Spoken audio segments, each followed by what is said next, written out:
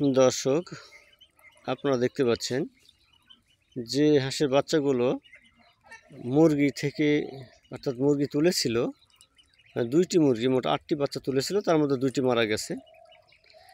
আর এই কয়টি বাচ্চা, 8টি না, মোটামুটি 6টি থেকে 6টি, অর্থাৎ 6টি 6টি 12টি তুলেছিল, তার মধ্যে 2টি মারা গেছে, থাকে 10টি।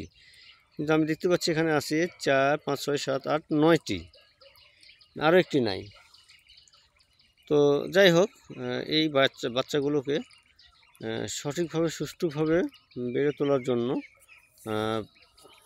অনেক কয়দিন বলা যায় একটি জায়গায় বেঁধে রাখা হয়েছিল,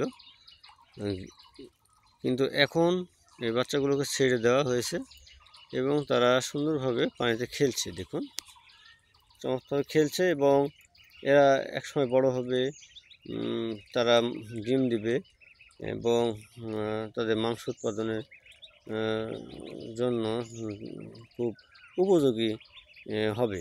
তো আপনারা ইচ্ছা করলে বাড়ির পাশে যদি পুকুর থাকে এরকমভাবে বাচ্চা পালন করতে পারেন। দর্শক, ধন্যবাদ।